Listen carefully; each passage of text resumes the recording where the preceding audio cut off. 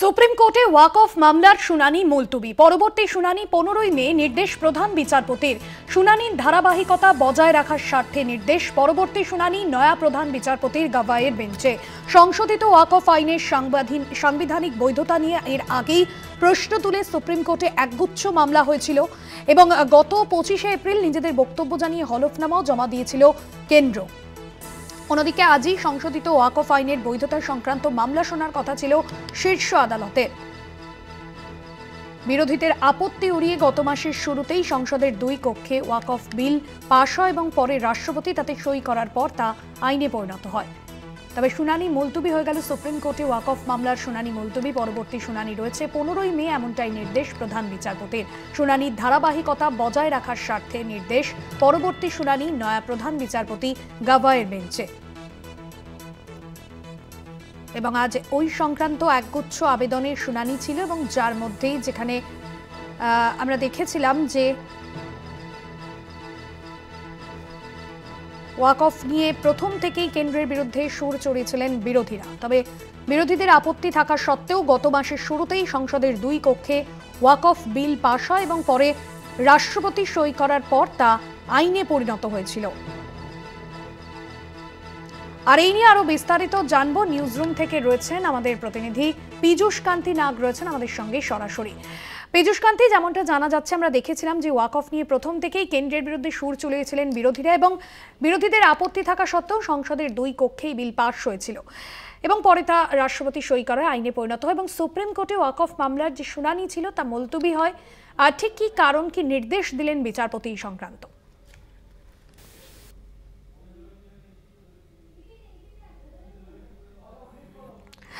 পীযূষদার কাছে যাব, তবে আপনাদের জানাবো ওয়াকফ নিয়ে প্রথম থেকেই কেন্দ্রের বিরুদ্ধে সুর চড়িয়েছিলেন বিরোধীরা। তবে বিরোধীদের আপত্তি সত্ত্বেও গত মাসের শুরুতেই আমরা দেখেছিলাম সংসদের দুই কক্ষেই ওয়াকফ বিল পাশ হয়। পরে রাষ্ট্রপতি সই করার পর তা আইনে পরিণত হয় এবং মোদী সরকারের সংশোধিত ওয়াকফ আইনের সাংবিধানিক বৈধতাকে চ্যালেঞ্জ জানিয়ে শীর্ষ আদালতে অন্তত 72টি মামলা দায়ের করা হয় এবং বিভিন্ন মুসলিম সংগঠনগুলির পাশাপাশি রাজনৈতিক দল ও বিরোধী দলের নেতৃত্ব সুপ্রিম কোর্টে মামলা দায়ের করেছিলেন এবং সমস্ত মামলা একত্রিত করেই কিন্তু শুনানি হওয়ার কথা ছিল এবং সেই জায়গায় সুপ্রিম কোর্টে যে ওয়াকফ মামলার শুনানি তা মুলতুবি ঘোষণা করা হলো। পরবর্তী শুনানি রয়েছে 15ই মে, এমনটাই নির্দেশ প্রধান বিচারপতির।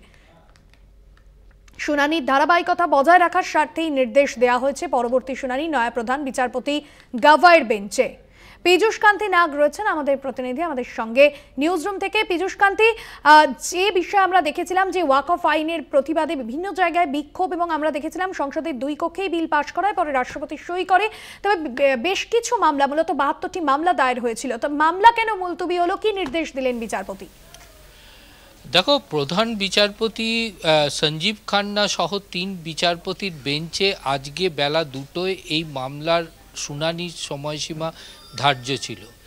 সেই মোতাবেক পূর্বের নির্দেশ অনুযায়ী কিন্তু কেন্দ্র তরফ থেকে একটি হলফনামাও জমা পড়ে, কিন্তু বিচারপতি সঞ্জীব খান্না আইনজীবীদের উদ্দেশ্যে জানান যেহেতু তার অবসর গ্রহণের সময়সীমা আগামী 13ই মে এবং তিনি মনে করছেন যে এই মামলা এই মুহূর্তে যদি শুনানি তিনি শুরু করেন তাহলে 13ই মের মধ্যে এই মামলার শুনানি নিষ্পত্তি করা সম্ভব নয়।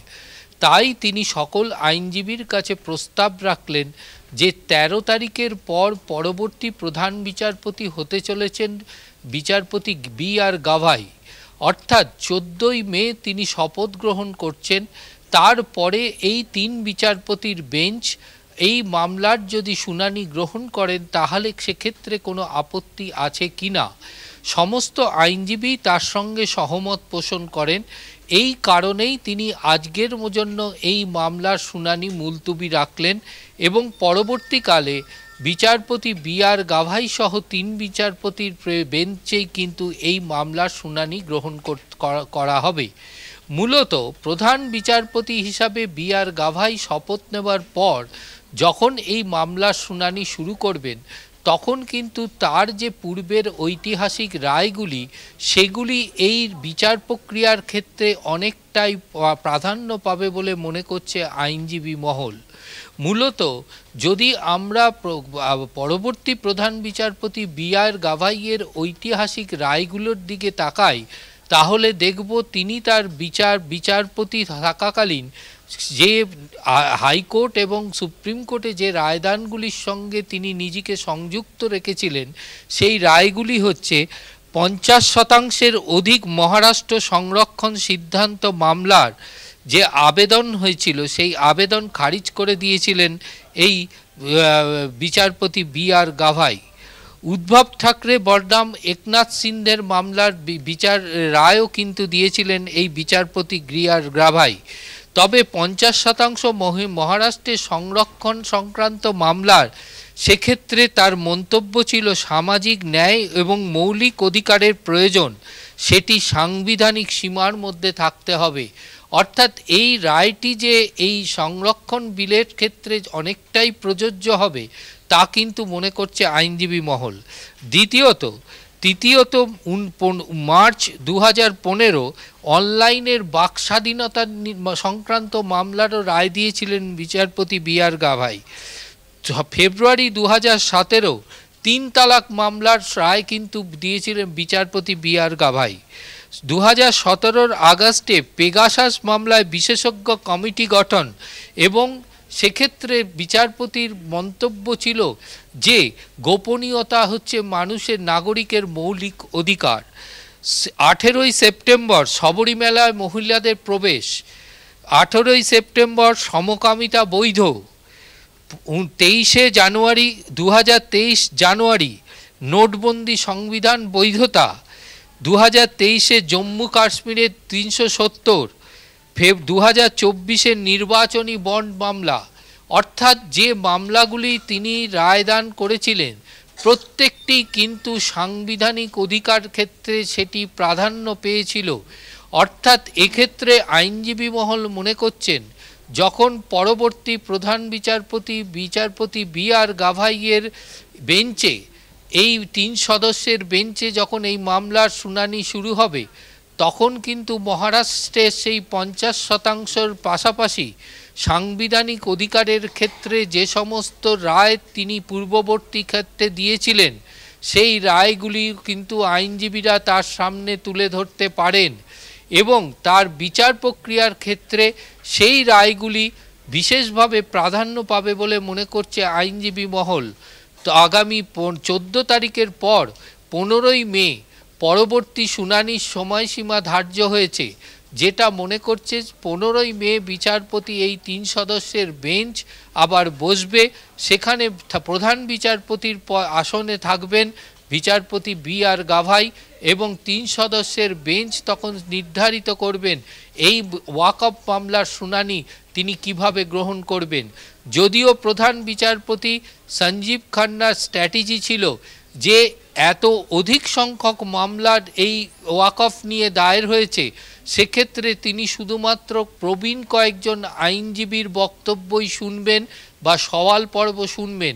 তার কারণ তিনি মনে করছেন যে সমস্ত মামলাগুলি দায়ের হয়েছে তার বক্তব্য বা আবেদনের ধারাবাহিকতা সম্পূর্ণ এক, তাই এক্ষেত্রে প্রত্যেকের বক্তব্য শুনে ও আদালতের সময় নষ্ট করার কোনো প্রয়োজন নেই। যদি প্রবীণ আইনজীবীদের মধ্যে এমন কোনো বিষয় যে বিষয়গুলি উঠে আসেনি বা আদালতের দৃষ্টিগোচরে আনা হয়নি, সেক্ষেত্রে অন্যান্য আবেদনকারীরা সেই বিষয়গুলি নিয়ে আদালতের দৃষ্টি আকর্ষণ করে সেই শুনানি পর্বে যোগ দিতে পারবেন না।